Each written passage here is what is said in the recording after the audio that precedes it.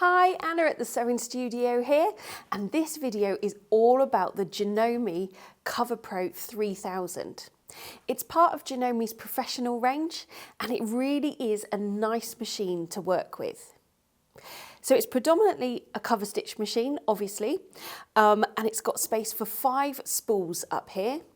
It has 3 needles, a looper, and it also has top cover built into the machine. So with a lot of other cover stitch machines that have top cover, it's a separate attachment that you have to add on that you could lose or lose part of.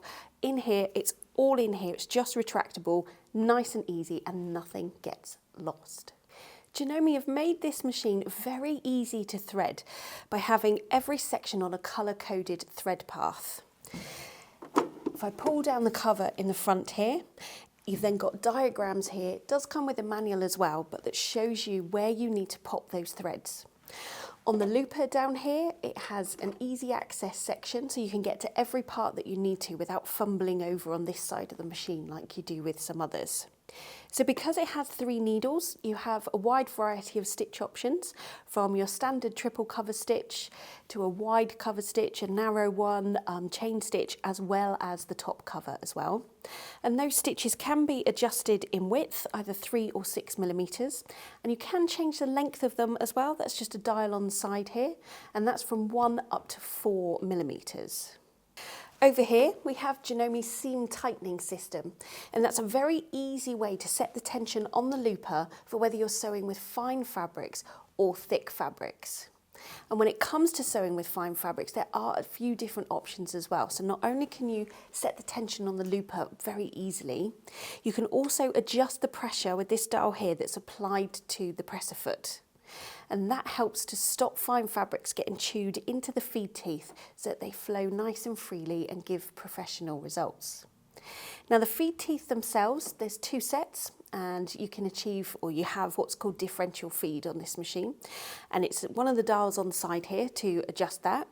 And what happens basically is you can adjust the speed of the front set of teeth, so you can make them faster to in effect achieve a gather, but what that does is counteract any rippling that you might get. You can also slow them down for really stretchy fabrics so that they achieve the best result and you're not kind of fighting with the stitch when you're wearing the garment. Up here you've got a built-in needle threader to thread the eye of each of the needles, so there's a setting for the left, the centre and the right one. It makes life so much easier. It's got nice bright LED lights here, and watch this, a retractable one there. We've got such beautiful lighting in the studio, probably doesn't show you very much, but there's a really nice bright LED light there shining right in this piece here where you need to see. You've got a nice bit of space to the right of the needle here, which always makes life easier. And then if I pop this off, you've then got a free arm here to sew kind of like the edges of your sleeves and things like that, anything that's tubular. So in terms of what comes in the box, the machine will arrive like this with some thread on here for you and the machine threaded up just to get you started. You've then got a standard presser foot, which will already be on the machine, as well as a clear view foot and a range of accessories. And those store neatly in this plastic box. You've then got an instruction manual, your combined power lead and foot control, as well as a nice thick wipe clean dust cover. Then there's a space in the top of there for the handle that's on the machine to carry it, and the machine weighs around 10 kilos. So just to say, if you enjoy what you're seeing so far, please subscribe to our channel and hit the bell to be notified when we upload a new video. Could be another one like this on a different model of machine or one of our great sewing tutorials.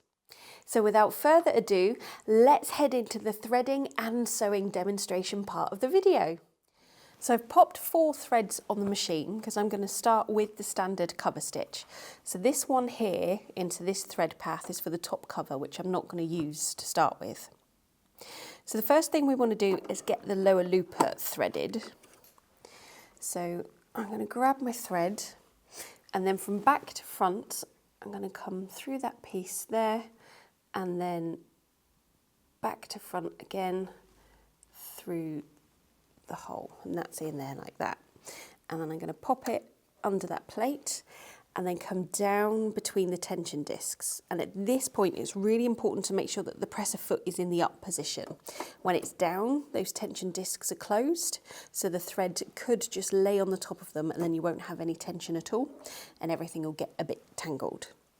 So we come straight down from there, and I just like to hold it here. You can hear that flick, so you're just popping it in behind. It's just like a metal spring in the front there that stops the thread from popping out. Next, you're going to go through these 3 pieces here, and I'm just going to turn the hand wheel so that they're lined up, and then just pop the thread through those 3, like so. Now we're coming on to the looper. So there's 3 pieces that we need to thread here. The one in the bottom there, in through this one, but then also in through the front of the looper. And this is where I was saying it's got an easy looper threader. So we just pull on this piece here and out it pops. So we can now see the eye of the looper. I'm just going to grab my tweezers so that my hands don't get in the way so much. So you just want to pop it around the back and forward into that guide at the bottom, through the hole in the back of the looper, and then through the eye of the looper, like so. And then you can just leave this thread, I'll probably cut it to just a couple of inches, and you can just leave that thread dangling and just push the looper back into position. So that's that done. For the needles, I always start with the left one. So I've already come through the thread tree at the top there. And again, you go under that plate, and then you're coming straight down under these 2, over the top, in behind that guide. And then there's a guide on the left here, and there's like a little tooth in there, and you just want to make sure you're to the right of that tooth so that it doesn't pop out. And then in behind the guide just above the needles. Now for the needle threader, you've got a piece here that either says if you're at the right, the middle or the left needle. So we're on the left needle, so I'm just going to move that over to there. And then I'm going to come down with the needle threader, lock it into position, pop the thread under that little tooth, and then in under the piece that's at the needle. Kind of support it with this hand, but then raise the needle threader up and let go. And then you've got your loop in the back that you can draw your thread through. Okay, so moving on to the centre needle, which is the blue here. So it goes exactly the same path as the left needle, around in behind that one, but instead it's coming to the right of this guide here. Oops. And then there's one tooth which is for the right needle, and then another tooth there that you want to come across in behind for the centre needle, and then not forgetting the one just above the needles there. Okay, so I'm going to move the needle threader to the middle position, bring it down, go around that tooth, in the little hook, just getting caught on the needle there, hang on, there it goes, and then draw that back up, and again we've got the loop in behind, we can pull that through, and then lastly the right needle, again under all of these, up and over, in behind that guide, in here, and then up and into the second tooth, and around, hang on, that one's jumped out, there it goes, in that guide at the top, let's pop that back in there, that's it, and then move the needle threader to the right needle, bring it down, same principle, put it back up, and then we've got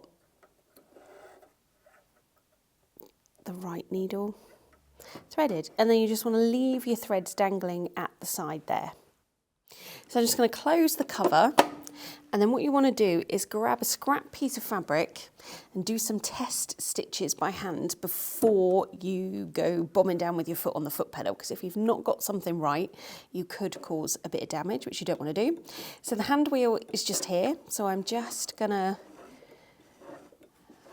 turn the hand wheel towards me, always towards you, and I'm just feeling to make sure everything's moving as it should, nothing's getting stuck. That all feels good. So now I'm going to pop my foot on the foot pedal. And that all feels good. So to release the work, you need to bring the needle down so that they're in the lowest position, and then moving the hand wheel away from you. You just want to start bringing them up and gently sort of pull on this at the same time, and then you can feel when they release. Snip those off. And you can see, so you've got your right needle, centre needle, left needle, sewing your seam on the top, and then your nice loops in underneath to give a nice neat result. So let's grab some jersey fabric here. I've just got a piece of an old t-shirt. And what you want to do is fold it over, so we're going to stitch the hem. Now there is quite a lot of technique to cover stitching because you've got your seam on the top, and obviously you want your loops underneath. So you could press this and pin it if you want to. You could draw a line on the top. As it is with this fabric, I'm going to try and line it up with the blue there so that I can see where I'm going and make sure it's getting right on the edge of the hem. So I'm just going to pop my fabric in underneath, and I'm just lining that blue stripe up with the left needle. So I'm going to drop that down. I'm going to a couple of revelations by hand first. Revelations? I'm not revealing anything, I mean revolution, sorry.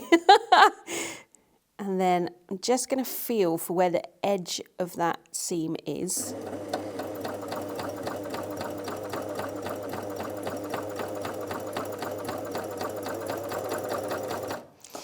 Just feel it's coming out underneath.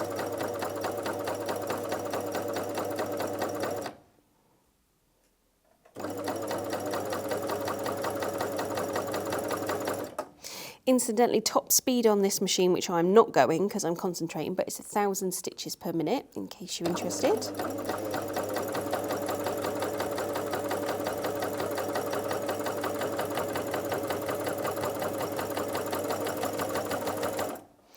Okay, so again, I'm going to turn the hand wheel towards me until the needles are in the lowest position.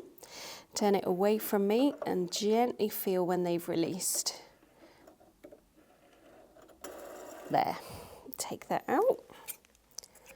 Cut the threads off.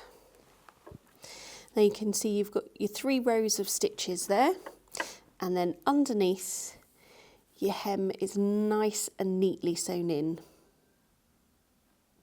Now that's sitting nice and flat, so I haven't needed to change anything with the tensions, and the t-shirt is nice and stretchy with the stitch as well. So when it comes to working with something thicker, I've got a piece of fleece here that's really quite stretchy. So I'm going to fold that over, and actually this time I'm going to start with a leader. So I'm just going to get a piece of scrap fabric just to show you the best way to start on the edge of your fabric. So again, I always start by hand.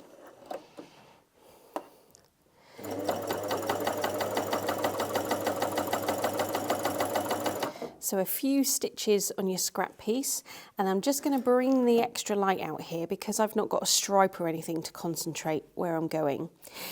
Incidentally, these holes here, and there are some screws in with the accessory, but an optional extra is a seam guide that you could buy, which does make life a bit easier. So I'm going to pop that in underneath.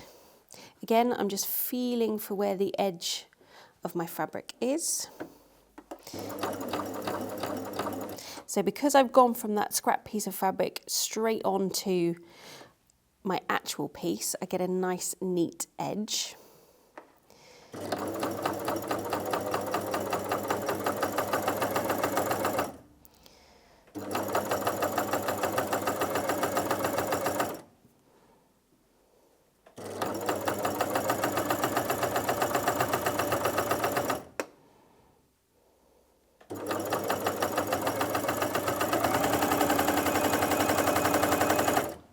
Okay, now you can do the same at the opposite end as well if you want to. So again, you can have a scrap piece of fabric, pop that in underneath and carry on sewing onto that. So I'm going to pop the needles down to the lowest position, then turn away from me till I can feel their release. So you can see how that gives you a really neat start to your work, and then a really neat, it's twisted, a really neat finish. And you can just snip those off. Now ordinarily with most things you'd be going around, so you would then sew over your beginning piece to seal your stitches in. But you can see I've switched from a standard jersey fabric, like a standard weight, to now a thicker weight fleece. And I've not needed to change any tensions or do any other settings on the machine. And it's done a really nice result. There's no waviness on there and it's nice and neat underneath. So when it comes to multiple layers on a thicker type of fabric, I've got a denim here. It's a 10-ounce denim that we keep in our shop. I'm just going to run a cover stitch along this seam. Now because it's thicker, I am going to increase the stitch length probably up to about 3.5, and then I'm going to pop this under the foot, drop my presser foot down, again start by hand, get a feel for it, and then pop my foot on the foot pedal. It's not struggling, I'm just going slow so that I can do it nice and neatly for you.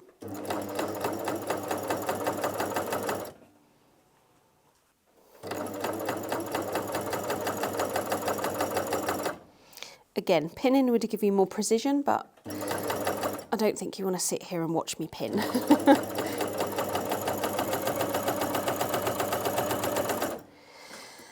Just going to pop the light back in.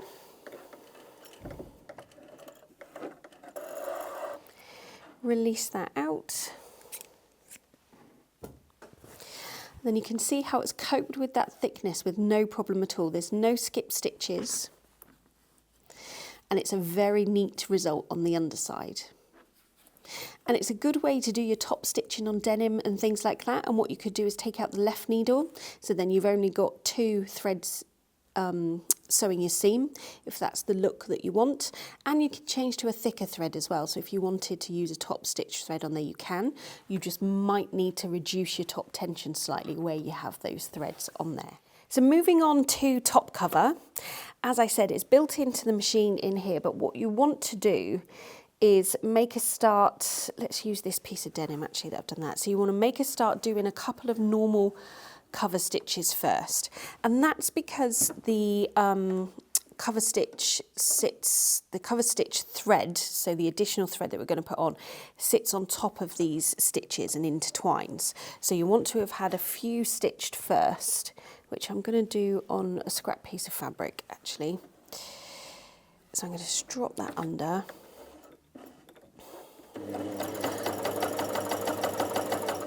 Okay, so now we're ready to start. So I'm going to bring the top cover down. So I'm just going to move the hand wheel so the needles are in the up position to give us some room. And then engage that one. I'm going to pop the additional thread on the spool and go through the thread tree again. Oops. Like so. Underneath that one, and this time you're coming down through all these guides here. So you go under that one, in behind this one, and then it goes under, over, okay? and then you go in behind this piece here, right to the back of that, under the little tooth there. Just trying to find my tweezers so I could point to you. So in behind, in the back of that one, under this tooth, and then you want to come under the presser foot, just on a bit of a diagonal there. Again, I'm going to turn my hand to make sure all is well. That all looks good. And then I'm going to pop my fabric in underneath. Let's lift that thread up a minute.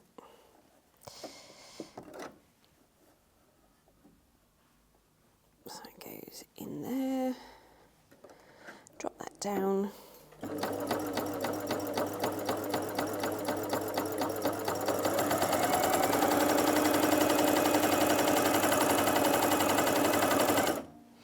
Again, I'm going to use my scrap fabric.